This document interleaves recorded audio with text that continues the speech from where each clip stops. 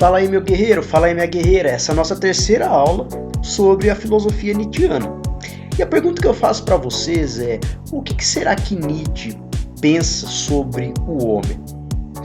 Você deve estar lembrado que na nossa primeira aula sobre esse tema, eu cheguei a afirmar a vocês que a proposta de Nietzsche, dentro do nascimento da contemporaneidade, ela traz muito uma ideia de anti-humanismo. Isso tem tudo a ver com a visão que ele tem sobre o homem. Anti-humanismo, em outras palavras, estamos dizendo que a abordagem do homem enquanto ser humano, que vem de toda a tradição humanista, seja clássica, seja renascentista, a partir de agora ela é desconstruída. E isso, obviamente, parte de toda a lógica do método da genealogia, que passou a entender que o conceito de humano ele foi supervalorizado ao longo da história. E é uma própria lógica que parte da construção apolínea, tema da nossa segunda videoaula sobre Nietzsche. Aqui o nosso filósofo, meu querido e minha querida, ele vai ter uma visão muito interessante sobre o que é o homem. E ele vai abordar realmente nós enquanto homens e não no conceito de seres humanos. Ali o mais surpreendente dentro do pensamento nietzschiano é quando ele vai trazer a importância de pensarmos ou caminharmos em direção a um super-homem. E para abordar essas duas questões, da visão de homem e da visão de super-homem, é que nós então realizaremos essa nossa terceira videoaula sobre o tema. Acompanhe aqui comigo, meus queridos e minhas queridas. O que Nietzsche entende pelo homem? É interessante que, como já falei a vocês na introdução dessa nossa videoaula, o homem aqui é abordado em uma alternativa à visão humanista.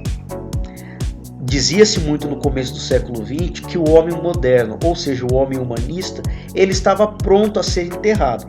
Esse homem que acreditava em suas capacidades, em sua racionalidade, em seus valores, em suas formalidades, enfim, todo esse homem humano, a partir da visão humanista, ele vai ser combatido pela visão nietzschiana. Nietzsche nos diz que o homem ele é uma transição entre o macaco e o super-homem. Então, nós estamos na condição de homem, né? E que pode, obviamente, a partir de toda uma desconstrução e de um empenho filosófico, caminhar em direção, portanto, a esse outro estágio da evolução. Nietzsche vai dizer que nós, enquanto homens, somos dotados de uma força vital. E essa força vital, ela está muito ligada, meus queridos e minhas queridas, a todo o impulso dionisíaco que ao longo da história ocidental foi desfalcado, foi relegado. Essa força vital, na visão de Nietzsche, é essa valorização maior dos nossos instintos, dos nossos impulsos. Todos nós somos dotados dessa força vital e que ela é, obviamente, aversa ao pensamento racionalista, às normatizações criadas pelo gênero apolíneo. Essa força vital, Nietzsche vai nos dizer que ela faz parte da nossa própria condição de existir, mas que, obviamente, ela foi combatida, ela foi, vamos dizer assim, constrangida em muitos aspectos, principalmente ao longo de toda a construção ocidental e principalmente a partir da construção de Deus, do cristianismo. Nietzsche está realmente mostrando a importância de se revalorizar essa força vital do homem. Todos nós somos dotados de uma vontade de potência. O que é essa vontade de potência para Nietzsche? Essa vontade de potência é a nossa possibilidade de expandir, de nos fortalecer, de superar, de dar sentidos próprios e de criar o mundo a partir das nossas impressões.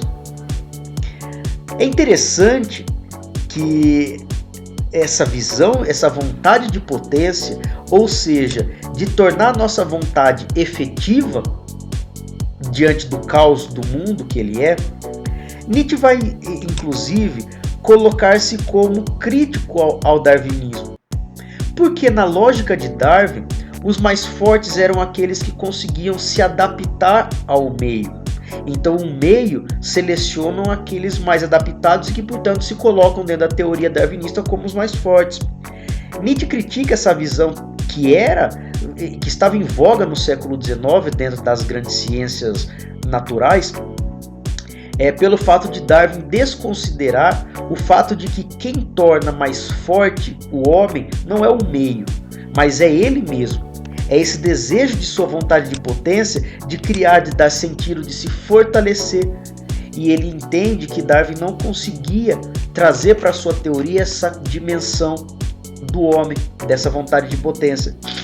Por isso, é um eterno esforço de querer exercer as suas forças, de trazer a ideia do movimento para a realidade. Porque enquanto todos estão querendo utilizar as suas vontades de potências sobre a realidade ou sobre os outros homens, o mundo ele caminha, aí o movimento acontece. Formam-se, portanto, forças muito instáveis. E é esse o cerne daquilo que Nietzsche estava dizendo sobre o caos. É assim, é essa lógica do caos. E que a ordem apolínea, racionalista, tenta padronizar em torno de normatizações. Nietzsche está realmente desconstruindo toda essa lógica. Outra ideia muito interessante é sobre a corporeidade. Aqui estamos falando como é que se entende o corpo do homem, né? Para Nietzsche, não existe aquela dicotomia que vem desde Platão e amadurecida por Descartes, de duas dimensões humanas, entre uma dimensão material, corpórea, e uma alma, um espírito racional. Durante boa parte da filosofia, aliás, durante a maior parte da filosofia, entendia-se que o corpo humano ele obedecia a esse dualismo psicofísico, como René Descartes dizia. Um ser pensante, racional, intelectual, e um ser material, que obedece aos ditames do espírito racional. Nietzsche vai nos dizer que o homem ele é um todo, na verdade. Ele desconstrói essa ideia de que o eu pensante, a minha capacidade racional, ela é autônoma. Toda a ideia de razão apolínea, ela parte do instinto do próprio corpo do indivíduo, que quer a todo momento fazer efetivar a sua vontade de potência. Então, é muito interessante essa lógica de Nietzsche, porque toda o meu envolvimento com o mundo parte dessa vontade, desse impulso de dar sentido. E ele não tem uma ideia de que quem cria sentidos é o racional, o espírito. Na verdade, é o impulso de um corpo que tem uma totalidade em si e que não é distinto entre um ser pensante e um ser material. Seria fundamental, portanto, valorizar-se esse homem em suas forças. O homem forte é valorizado. E isso seria um passo fundamental para conquistarmos a chamada dimensão de super-homem, a etapa superior desse ser, que está além da condição de ser homem, que consegue viver a vida como ela é, a vida do caos, a vida do transe, a vida da irracionalidade. O homem ainda, por mais que seja valorizado em suas forças, ele ainda se mantém preso à racionalidade apolínea. É o super-homem que consegue combinar as suas máximas forças para conseguir driblar essa vida caótica e se afirmar enquanto ser. É o homem que consegue ser o máximo que pode ser em si mesmo. É aquele despido de muletas metafísicas. Vamos entender aqui de conceitos morais, de padrões éticos, de teorias racionalistas. É o homem que vive muito mais de si para si. É o homem que acredita na eternidade dos instantes, já que não existe a ideia do eterno. E também nada existe para fora do além. O que existe é o agora, o que existe é o momento, e ele consegue fazer desse momento uma eternidade.